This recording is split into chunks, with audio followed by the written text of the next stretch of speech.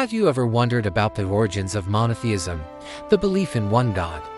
Today, we journey back in time to explore the incredible life of a figure revered by billions across Judaism, Christianity, and Islam, Prophet Ibrahim, or Abraham as he is known in the Bible. His story isn't just a tale from ancient history, it's a powerful narrative of faith, sacrifice, and unwavering conviction that continues to inspire people worldwide. Let's dive into the life of the man known as the father of monotheism. Our story begins in the ancient city of Ur, in Mesopotamia, what is now modern-day Iraq. Ibrahim was born into a society deeply entrenched in idol worship. His own father, Azar, was a famous sculptor of idols. From a young age, Ibrahim's sharp mind and pure heart couldn't accept the logic of worshipping man-made statues. He would look up at the stars, the moon, and the sun, questioning how these celestial bodies could be the ultimate creators when they themselves were subject to a system, rising and setting each day. Ibrahim's quest for truth led him to a profound realization. There must be one single, all-powerful creator, a God who is unseen but is the master of everything. This was a radical idea in a polytheistic world.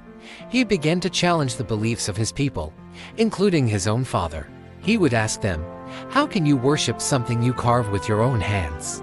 How can these stone idols hear your prayers or provide for you?" His logical arguments were met with anger and resistance. The people, comfortable in their traditions, were not ready to listen.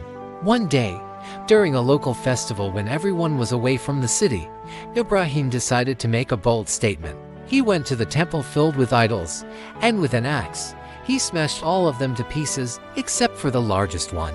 He then cleverly placed the axe in the hand of the remaining large idol. When the people returned and saw the destruction, they were furious. They immediately suspected Ibrahim. When they confronted him, he calmly said, "Why don't you ask the big idol? Perhaps he was the one who did it." The people replied, "You know they cannot speak or act." Ibrahim seized the moment to deliver his powerful message.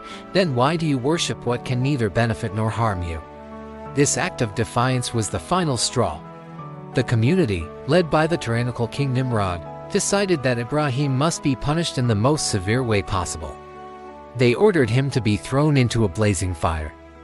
They built a massive fire, so large that no one could get close enough to throw him in, so they had to use a catapult. As Ibrahim was launched into the heart of the flames, he put his complete trust in God. And then, a miracle occurred. God commanded the fire, "O fire, be coolness and safety for Ibrahim." The inferno became a peaceful garden for him, and he emerged completely unharmed, a powerful sign for all to witness. Despite this incredible miracle, most of his people, including King Nimrod, remained stubborn in their disbelief. Ibrahim then had a famous debate with Nimrod, when Ibrahim declared, "My Lord is the one who gives life and causes death." Nimrod arrogantly claimed, "I give life and cause death," and he demonstrated by freeing a prisoner and executing another. Ibrahim then presented a challenge that Nimrod couldn't answer. "Indeed, God brings the sun from the east, so bring it from the west." The king was left speechless, defeated by Ibrahim's simple yet profound logic. After these events, Ibrahim realized he could no longer stay among his people. Following God's command, he embarked on a journey of migration, leaving his homeland behind. He traveled with his wife Sarah and his nephew Lot, heading towards the lands of Syria, Palestine, and Egypt. This journey, known as the Hijrah, was a testament to his complete submission to God's will. He was leaving everything familiar behind for an unknown future, guided only by his faith. Years passed, and Ibrahim and Sarah remained childless, which was a source of great sadness for them, as they were getting very old. Sarah, in an act of incredible selflessness, suggested that Ibrahim have a child with her handmaiden, Hagar.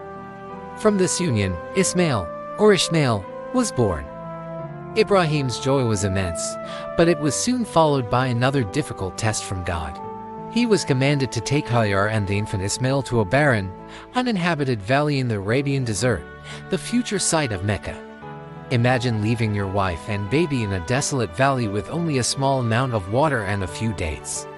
It was an excruciatingly difficult command, but Ibrahim's faith did not waver. As he turned to leave, Hagar ran after him, asking if this was a command from God.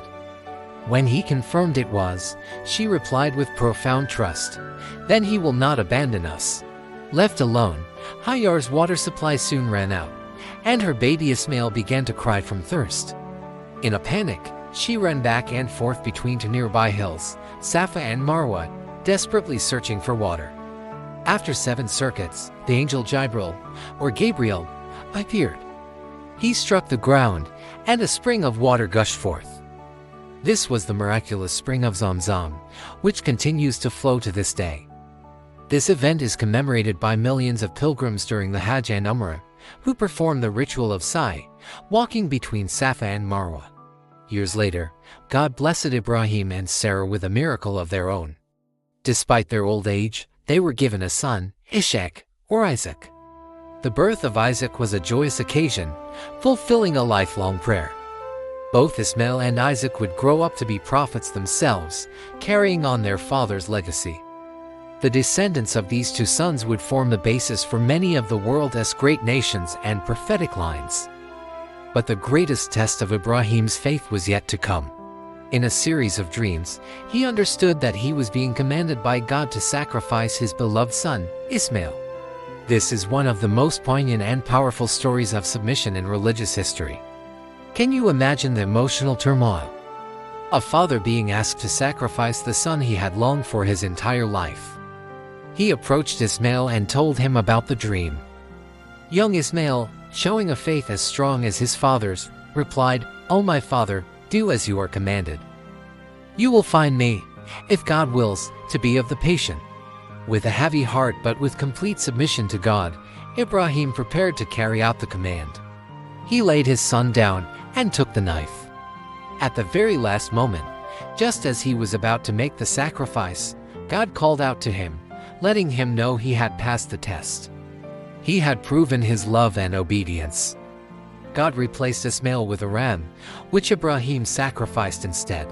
This monumental event is commemorated by Muslims worldwide during the festival of Eid al-Adha, the festival of sacrifice, where an animal is sacrificed to honor Ibrahim's obedience and to feed the poor.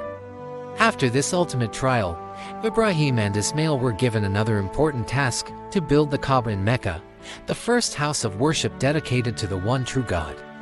They worked together, father and son, raising the foundations of this simple, cube-shaped structure.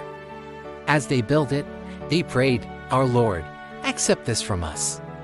Indeed, you are the hearing, the knowing." The Kaaba became the focal point for monotheistic worship, a direction of prayer for millions, and the central site of the Hajj pilgrimage. Prophet Ibrahim's life was a series of immense trials, each one designed to strengthen his faith and prove his devotion. From challenging his idol-worshipping community and facing a tyrant king, to being thrown into a fire, leaving his homeland, and being asked to sacrifice his son, he never faltered. He earned the title Khalilullah, the friend of God. His legacy is not just about the establishment of monotheism, it's about the power of conviction, the importance of questioning, the beauty of sacrifice, and the peace that comes from complete trust in a higher power. His story teaches us that true faith is not just about belief, but about action and submission, even in the face of the most difficult tests imaginable. He is the father figure who unites more than half of humanity under the umbrella of a shared spiritual ancestry. Thank you so much for joining me on this journey through the life of Prophet Ibrahim.